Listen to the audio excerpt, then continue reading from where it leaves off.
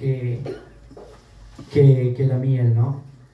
Les invito a abrir sus Biblias en el libro de los Salmos, capítulo 51. Vamos a andar ahí dando vuelta ahí en el libro de los Salmos, ahí en algunos capítulos, en algunos versículos del libro de los Salmos.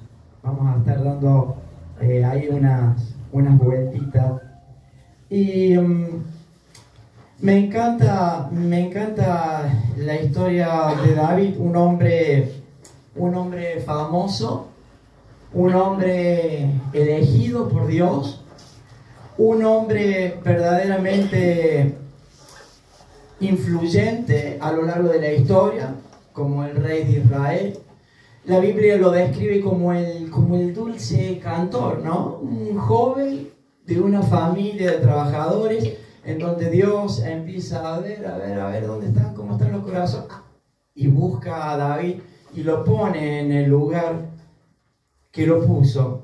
Y pensaba en la historia de David porque a lo largo de su vida empezó a tener algunos problemas con los pensamientos, empezó a tener problemas con el corazón, y no precisamente sufría de un problema cardíaco, no, tuvo problemas con el corazón en cuanto a lo que empezó a gestar en su corazón a través de los pensamientos. Y creo que nadie mejor que David para poder orientarnos, nadie mejor que David experimentados en problemas del corazón, para aconsejarnos en este día sobre las cosas que en realidad no solamente tienen que ser transformadas, sino especialmente sobre las cosas que verdaderamente tienen que ser regeneradas, es decir, cambiadas por completo. Nuestra forma de pensar, nuestro corazón, que es, como siempre decimos, la central nuclear de nuestras emociones, de nuestros sentimientos, de nuestras pasiones, todo empieza en nuestro corazón, y es muy importante entender y diagnosticar el estado de nuestro corazón como lo hizo el salmista. Por eso me encanta ahí en el Salmo 139 cuando él se para delante de la presencia de Dios y le dice al Señor: examina, oh Dios, y conoce mi corazón. Él dice: pruébame y conoce mis pensamientos.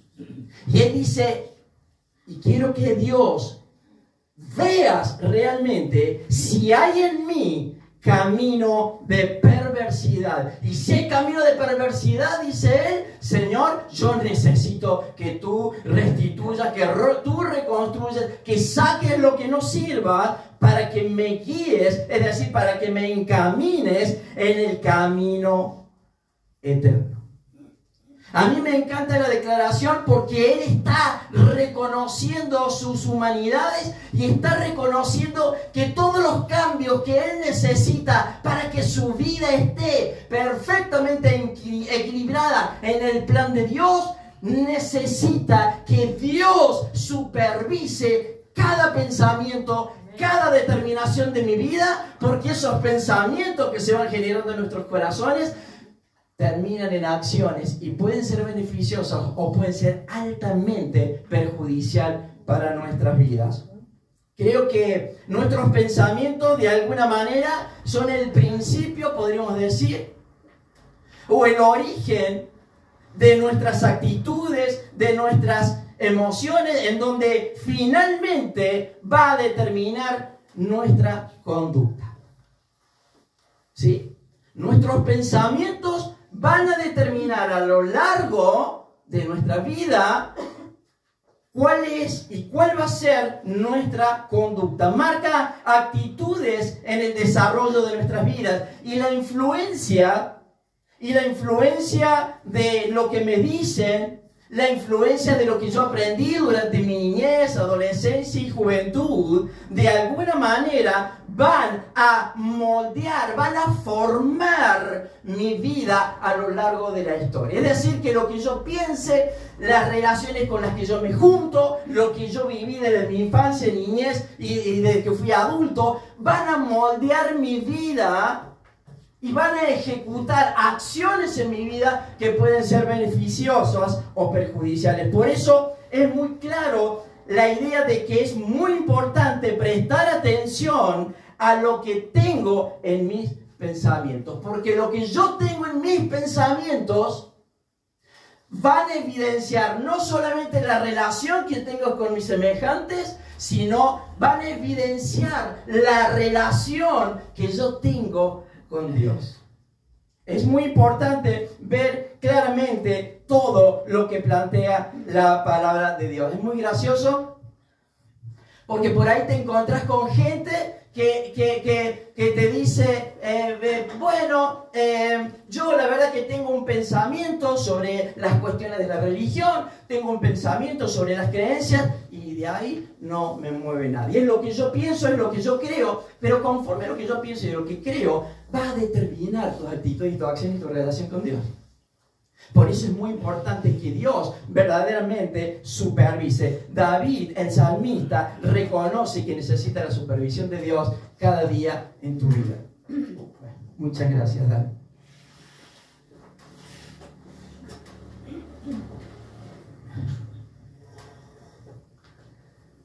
¿Sabe? La realidad es que por ahí te encontrás con gente que te dice, ¿qué tiene de malo tal o cual cosa? Y a mí me causa gracia porque siempre viene la gente y te dice, ¿qué tiene de malo seguir haciendo lo malo? Nadie viene y te dice, ¿qué tiene de malo leer 25 capítulos por día de la Biblia?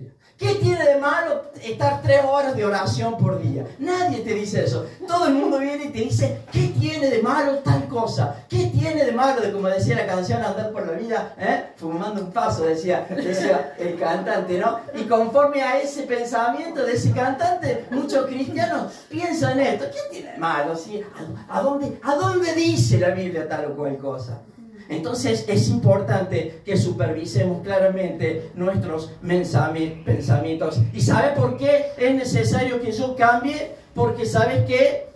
Es necesario que yo cambie mi forma de pensar. Porque como dijimos al principio, nuestro corazón es la central nuclear de nuestros pensamientos, de nuestras emociones y nuestras decisiones. Y es importante resetear nuestro corazón, pero no conforme a lo que dice el mundo, sino especialmente a lo que plantea Dios con respecto a nuestro corazón.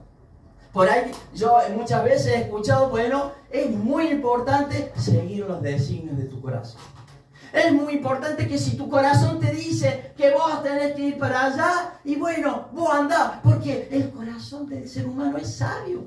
Él sabe cómo indicar lo que tenés que hacer. Y la realidad es que conforme a lo que Dios dice, nuestro corazón no regenerado por la palabra de Dios es lo más putrefacto en la vida del ser humano. ¿Y por qué será así? Porque el propio Señor Jesucristo lo plantea y lo dice. Él dice, engañoso es el corazón. Entonces, si hay algo a lo cual yo no puedo obedecer ciegamente, sin que mis pensamientos no sean supervisados por Dios, es precisamente el corazón.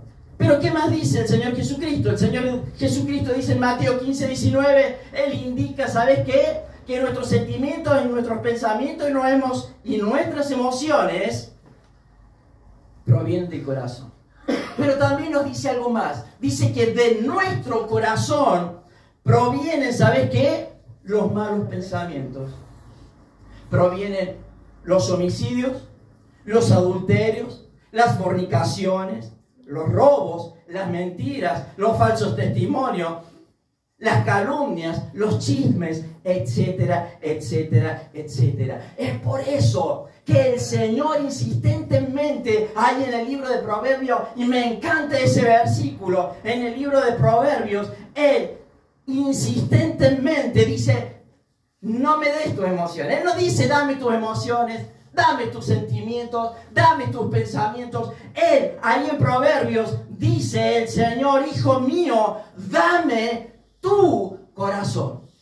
¿Para qué Dios querrá nuestro corazón? Como alguien me supo decir, Dios nos ha puesto emociones para que nosotros sintamos, para que nosotros desarrollemos nuestra vida, para que nosotros tomemos decisiones. Y esa es una realidad. Pero Dios ha puesto en nuestro corazón con la idea de que sea Él el que supervise cada pensamiento que se genera en nuestro corazón. ¿Sabes qué? Primeramente para adorar, para alabar, para bendecir su santo nombre. Y luego de ahí partir conforme a lo que Dios tiene establecido para mi vida. Y para la tuya.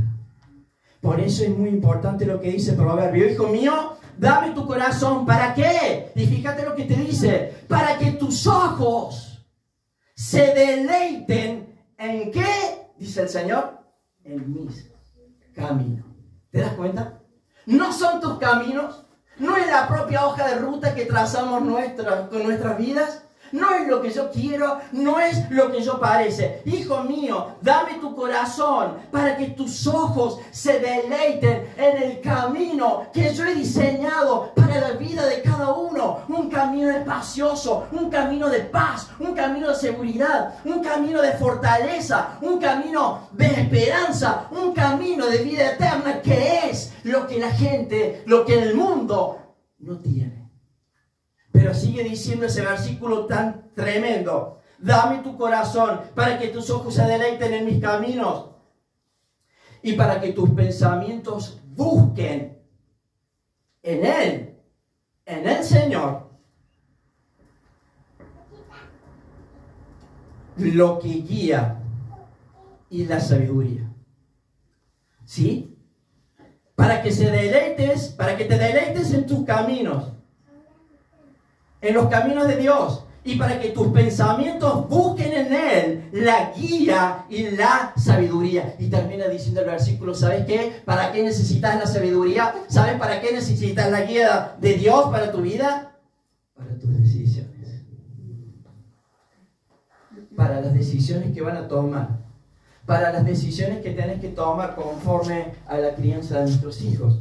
Para las decisiones que voy a necesitar para llevar una familia adelante, para las decisiones que voy a tomar en el día a día de mi vida, porque la idea de Dios es, ¿sabes qué? Que no cometas errores, pero para no cometer errores tengo que seguir el plan de Dios conforme a lo que Él ha verdaderamente establecido. ¿Sabe? El aclamado rey David, el vencedor del que estamos hablando, el victorioso, el que venció, se acuerda a Goliat. En un momento determinado de su vida, se apropió de un pensamiento. Se adueñó de un pensamiento, abrazó ese pensamiento, le dio rienda suelta a sus pensamientos y lo llevó derecho a la tragedia. Empezó a generar un pensamiento turbulento dentro de su corazón. De pronto, ese pensamiento turbulento empezó a sufrir transformaciones. Se convirtió en una acción devastadora, no solamente para él, sino también para su familia. Y no solamente para su familia, sino también para su reino. Segunda de Samuel describe el problema del corazón de David, el ungido por Dios. Y fíjate lo que dice. Una tarde al levantarse, es decir, había dormido todo el día, Dios le había dado una misión y le dice, bueno, mira, tenés que ir allá al barrio del frente porque yo te voy a dar ese lugar, te voy a dar esa nación, hay que conquistar esa nación y tenés que ir allá como siempre lo has hecho, como siempre lo has venido haciendo y yo te voy a dar, dice una vez más, la victoria por tu obediencia y tu fidelidad. Yo te lo voy a recompensar, te voy a dar ese pueblo y te voy a entregar ese pueblo. Pero ese día él hizo caso omiso al mandato de Dios.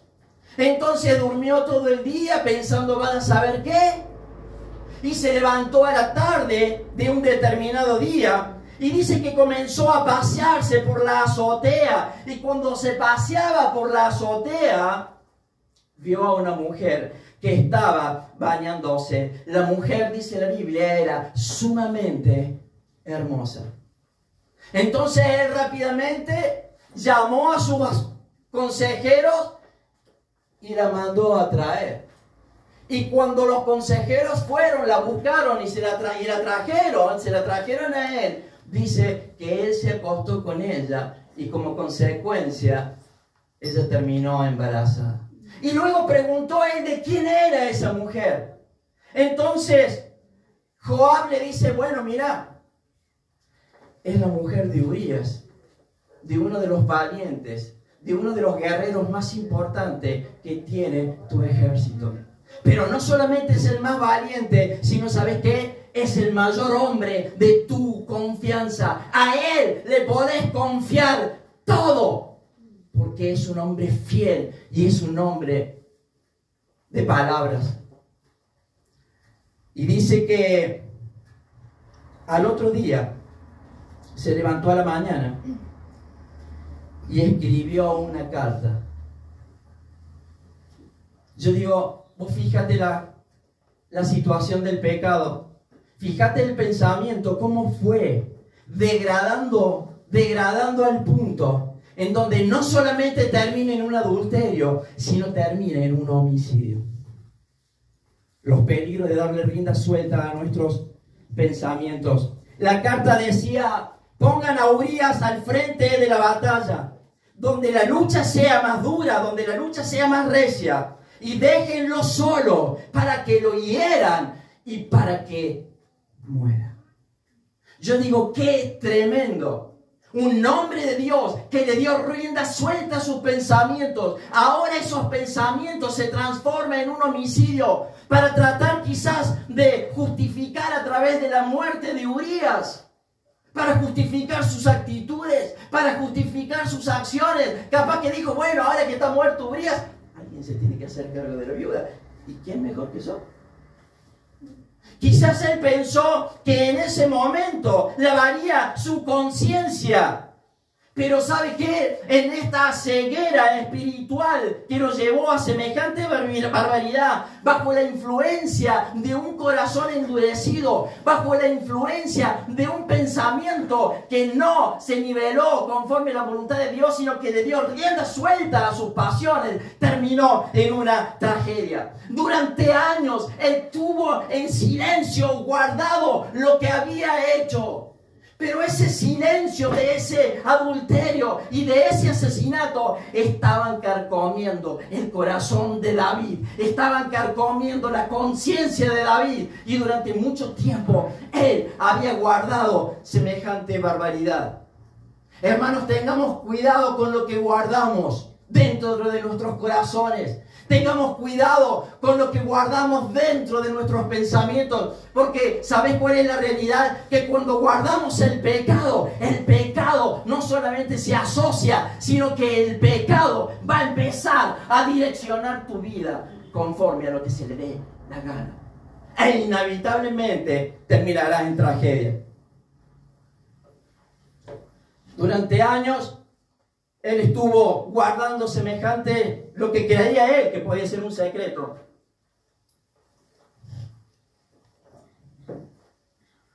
Hasta que de pronto Dios lo llama al profeta Natán.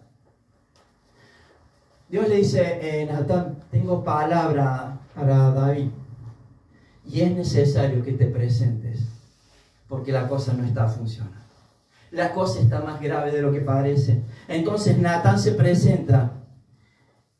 El Señor le habla y le dice, David, tengo palabra de Dios. Y fíjate lo que el Señor le manda a decir, porque cuando veo este pasaje, veo cómo la gracia y cómo la misericordia de Dios siempre actuando sobre nuestras vidas en humildad, con la preocupación de que genere un cambio radical para que el Señor pueda verdaderamente gozarse en cada actitud, en cada determinación y en cada decisión de mi vida. Y le trae un recuento de gran parte de la historia de su vida. No tendría por qué haberlo hecho Dios, pero es que Él es así. Él nos recuerda cada día de dónde nos sacó. Pero no necesito simplemente que Él me lo recuerda, sino que necesito tener en claro para que mi vida esté en eje a la voluntad de Dios, que Él me ha rescatado para darme una vida y una vida en abundancia. Por lo pronto, yo no puedo romper ese favor, esa gracia que el Señor ha determinado para mi vida por una mala decisión, por un mal pensamiento. Tengo que resguardarme de no entristecer a Dios con mis actos y con mis actitudes, que pareciera que son insignificantes, pero que terminan siendo tremendamente graves, en donde el propio Señor, en donde el propio Dios se duele. Y fíjate lo que dice: ¿qué pasó? Yo te ungí, le dice Él, como rey. Te libré de la muerte. Te di la casa de tu Señor, le dice Dios. Te di victorias que eran imposibles. Te di victorias sobre los enemigos. ¿Por qué tuviste en poco la palabra de Jehová, haciendo lo malo delante de sus ojos? ¿Por qué hiciste lo malo? Y cuando yo leo este pasaje, me pongo a pensar en mi vida. Digo, ¿cuántas veces durante el día o durante las semanas ofenderé el favor de Dios tan grande que me ha acompañado a lo largo de mi vida? Y pensaba en todo esto: tanto he hecho por vos, ¿será que me merezco esto? Dice Dios. Por un pensamiento, por un capricho, por un enojo, por una actitud de orgullo.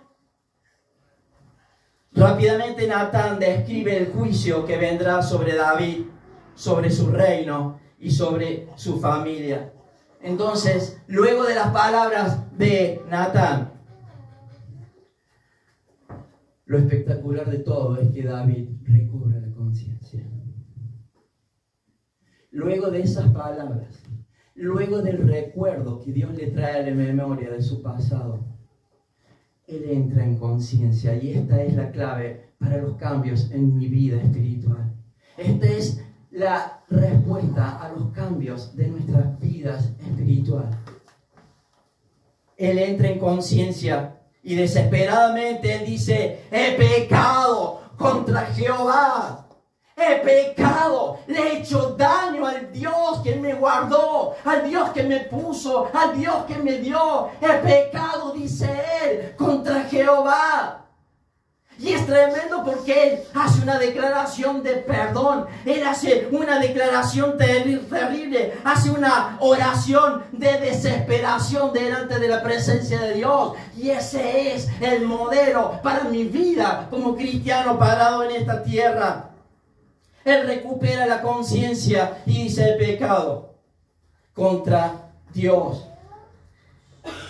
Y fíjate, reconoce claramente la magnitud de su pecado. Y fíjate, verso 11 del capítulo 51, esa oración, ese clamor por la presencia de Dios. ¿Cómo habrá sido el terror de David? Que fíjate lo que te dice. Dice: no me eches de delante de ti. No quites de mí tu Santo Espíritu, que era lo que había dado razón a mi vida, lo que había dado propósito a mi vida. El desesperado dice: no quites de mí tu Santo Espíritu. Devuélveme el gozo de tu salvación, y tu espíritu noble me sustente cada día, porque sin el Espíritu de Dios sobre mi vida no tiene sentido. Y el sustento y el poder vivir conforme a lo que Dios dice, necesito de su Espíritu trabajando en un corazón permeable, en un corazón dispuesto a la palabra de Dios. Ten piedad, dice el verso 51:1, de mí, oh Dios, conforme a tu misericordia, conforme a la multitud de tus piedades. Fíjate lo que le dice: borra mis rebeliones. Lávame más y más de mi maldad. Él reconoce que su corazón está sucio, que su corazón sigue siendo perverso delante de la presencia de Dios. Por eso le dice lo que dice verso 3: porque yo, dice, reconozco mis rebeliones. y mi pecado está siempre delante de mí. Él dice, yo no puedo con mi conciencia. Yo no puedo con mi mente, no puedo con mi fuerza, no puedo con mi fortaleza, porque el pecado sigue señalándome, y esto es lo que hace el pecado. El pecado nos aparta de nuestra relación con Dios. El pecado, por más chiquito que sea, nos separa de esa intimidad de la cual Dios quiere siempre estar acompañando. Contra ti, le dice, solo he pecado y he hecho lo malo delante de tus ojos. Necesito tu perdón para que el Señor sea reconocido justo, dice, en tu palabra, y tenido por puro en tu justicia. Qué tremenda palabra. ¿Sabe? Después que él entendió esto, durante 7 días estuvo tirado en el piso, desnudo, con todas sus prendas rasgadas de dolor, de tristeza por lo que había hecho. Durante 7 días sin comer, durante 7 días sin tomar agua, clama a Dios, no con una actitud de resentimiento. Bueno, cualquiera se equivoca, somos humanos, Dios conoce nuestro corazón, sino que Él verdaderamente reconoce con una actitud verdaderamente de arrepentimiento. Y Él dice ahora, luego de ese proceso delante de la presencia de Dios, clamando, Él empieza a ver que hay algo que generó ese pecado. Y Él dice, sé de dónde viene mi pecado. Y mi pecado, ¿sabe? No se originó en esa mujer tan bella. Ese pecado no se originó en la desnudez de esa mujer tan hermosa. El pecado verdaderamente se originó, nació en mi corazón. Y en este corazón que aún no está verdaderamente tocado por Dios, porque yo, dice, no se lo he permitido. Y el verso 5, aquí dice él, entiendo la raíz del problema. Y aquí dice él, en pecado he sido formado. En pecado, dice, he sido concebido. Él no le estaba echando la culpa a sus padres de que lo habían fabricado. No le estaba echando la culpa a los pecados de su madre ni de su padre. Él dice, el problema no es que quizás mis hermanos, mis padres tenían eran más solidarios con mis hermanos y yo era el último orejón del tarro. Él dice, el problema en realidad no es ahí. El problema se origina más bien en la idea que arrastramos nuestra vieja naturaleza. Venimos con el pecado de nuestros primeros padres, arrastrando esa vieja naturaleza pecaminosa, que como dijimos al principio, nos separa del amor y de la realidad de Dios. Venimos con una naturaleza pecaminosa de nuestros primeros padres, allá Adán y Eva. Nuestro ADN sigue siendo pecaminoso, porque lo traemos y lo arrastramos desde el principio. Por más que nazca nuestro hijo recién nacido, y lo vemos tan inocente, ya viene desde su naturaleza arrastrando el pecado. Por eso él dice en el verso 10, fíjate lo que dice, ¿sabes qué, Señor? Necesito que fabriques un corazón limpio y que tu espíritu renueve cada día, que tu espíritu recto cada día se genere dentro de mí. Esa es la idea. ¿Sabes qué? Él dice, renueva, Señor, mis pensamientos, porque no es solamente el pensamiento. Necesito la transformación total del corazón. Necesito la regeneración completa. Y eso, ¿sabes qué? No lo puedo hacer con mis propios medios. No lo puedo hacer con mis directivas. No lo puedo hacer con mis pensamientos. Necesito que el poder de su espíritu sea el que verdaderamente transforme y resetee mi vida. Porque por más fuerza, por más dedicación que le ponga, nunca mi vida será transformado bajo el designio de mi pensamiento. Porque verdaderamente necesito que Él opere mi corazón por completo. Necesito realmente que mi corazón sea no solamente tuneado como vulgarmente decimos. No, bueno, algunos parches. Alguien me supo decir, bueno, pero no todos tenemos problemas en el corazón. Yo no te creo nada. Si alguien me dijera, bueno, yo no tengo problemas en el corazón, capaz que el problema no tiene la... A ver.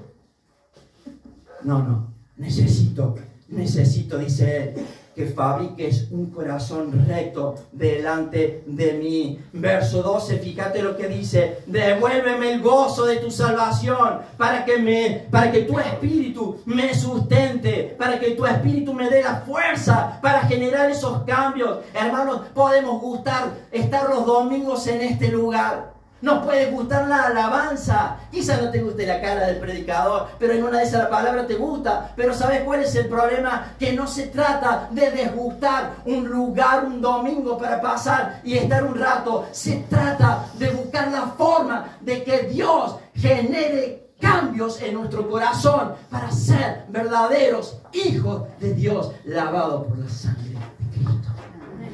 Eso es lo que necesita el cristiano. No es simplemente degustar de buenas canciones, de buena música y de buenas amistades. Necesito, como dice el salmista, que regenere tu espíritu, un corazón en mi vida, un corazón recto dentro de mí. ¿Sabes para qué? Para que sea Dios el que gobierne tu vida.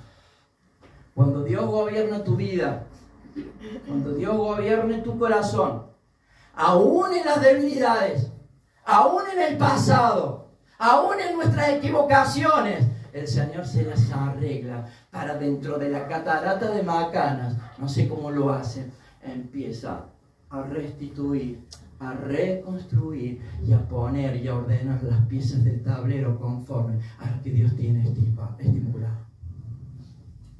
Conforme a lo que Dios verdaderamente tiene en realidad.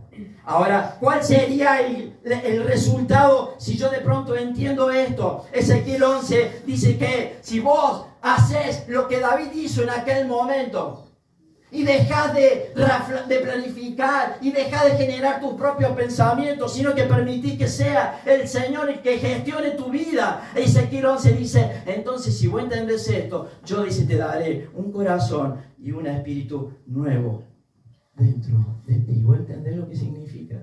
Un corazón nuevo y un espíritu nuevo dentro de cada uno. Ya no me peleo con el hado. Ya no me enoja que Walter me diga por qué tal cosa. Ya no me molesta que la iglesia me exhorte cuando meto la pata. Ya no me molesta cuando de pronto digo o me dicen, che, tendrías que hacer tal o cual cosa.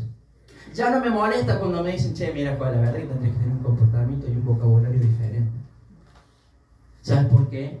Porque empiezo a entender que la idea de Dios es generar dentro de mí. Y cuando hay un corazón de carne dentro de mí, Dios tiene verdaderamente libre albedrío para hacer lo que quiere. Y quédate tranquilo que lo que hace Dios cuando regenera los corazones de nuestras vidas es mucho mejor que lo que cada uno de nosotros pudiera anhelar o decir o hacer. Quitaré ese corazón de piedra y daré un corazón de carne para que, ¿sabes qué? Para que andes en mis caminos, para que andes en mis ordenanzas. Entonces ahí yo seré, dice el Señor, tu Dios. Entonces ahí yo seré tu Dios.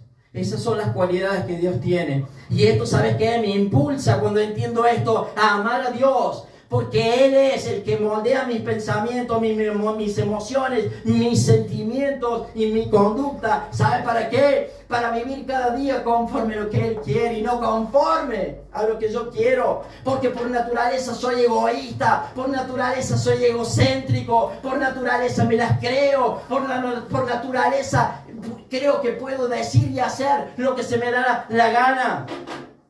Hermanos, ¿cuáles son los pensamientos que direccionan tu vida cada día? ¿Qué es lo que direcciona tu vida cada día? ¿Qué es lo que verdaderamente maneja cada día tu vida? El yo creo, el a mí me parece, el yo digo o la voluntad absoluta de Dios. Me encanta lo que dice el apóstol Pablo y ya vamos terminando. El apóstol Pablo direcciona sus pensamientos hacia Dios y vaya que si los direccionó. Y él dice, el problema para recibir lo que uno está buscando y anhelando de parte de Dios consiste, dice él ahí en 2 Corintios 10:5, consiste en derribar todo argumento. Consiste, dice, en bajar todo lo que tiene que ver con mis creencias, con el yo soy así. Bueno, es mi personalidad. Bueno, yo vengo de parte de familia italiana. No me diga algo porque... No. Dice, derribando todo argumento, derribando toda altivez que tiene que ver con una lucha constante y que tiene que ver con nuestro orgullo. Me pueden decir, a mí no me gusta que me digan nada porque yo tengo mi orgullo. ¿Saben decir algo?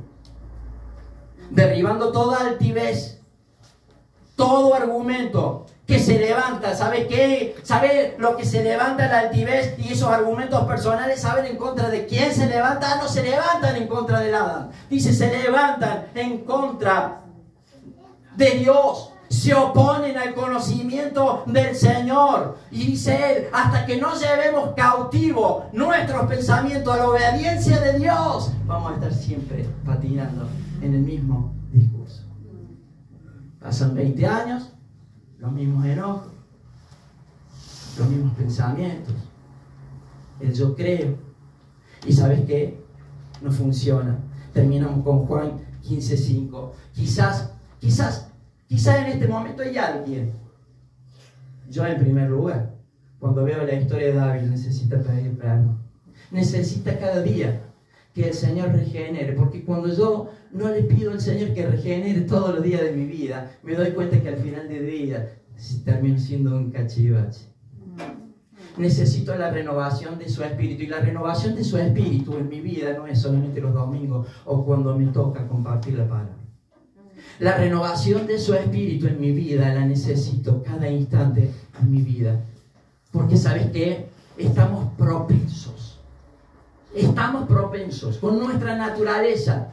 Estamos propensos a desviarnos de la realidad de Dios. Hay una puja constante entre la nueva naturaleza, entre el nuevo nacimiento y lo que era anterior. Hay una puja constante. Tu vieja naturaleza diciendo, bueno, no tiene nada de malo. Y tu nueva naturaleza diciendo, si lo haces, es pecado. Si lo haces, es pecado. No lo hagas. Te vas a arruinar, te vas a amargar, vas a sufrir las consecuencias. Quizás haya, como decía recién, alguien que necesita que su corazón sea cambiado y sea transformado. Y esta es la oportunidad.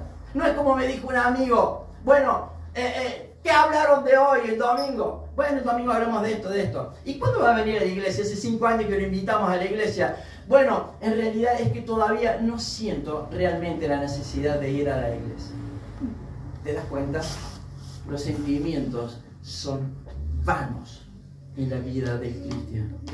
Los pensamientos, si no están direccionados en Dios, son podredumbre, son infección, que lo único que producen en mi vida es infección, es putrefacción, es enfermedad espiritual que me aparta y que me aleja de la relación con Dios. Por eso tengo que tener cuidado, que ya sea el momento hoy para generar cambios.